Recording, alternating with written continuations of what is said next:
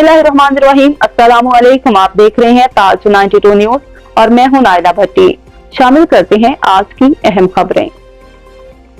Administrator जिला council Karachi नूर हसन जोखियों ने कहा है, तरक्की के हसूल के लिए इंसान रोज़ अव्वल से जदोजहद करते आया है और ये सिलसिला ता क़यामत इस तरह चलता रहेगा। मगर कामयाबी सिर्फ उनके हिस्से में आई है जिन्होंने इनफरादी के बजाय इज्तमाई सोच इख्तियार की।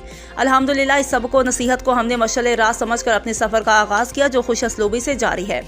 हमारे इदारे का हर शोबा अहले इलाका को सहूलियात फराहम करने में अपना हिस्सा डाल रहा है, जिसमें वक्त के साथ मज़ीद बेहतरी नजर आएगी। इन ख्यालात का इजहार उन्होंने जिला कौंसिल के मरकजी ऑफिस महकमा प्रॉपर्टी और लीगल टीम के साथ मुख्तलिफ अहम ज़िली अमूर पर मुशावरत करते हुए किया। इस मौका पर chief officer Ayaz Hamidullah Baloch, director admin Sharif Sheikh, legal team के हेड अब्दुल अजीज डायो, DEHP फैसल राजपूत, मुजतबा खान और दीगर मुतल्लिका अफसरान भी मौजूद थे।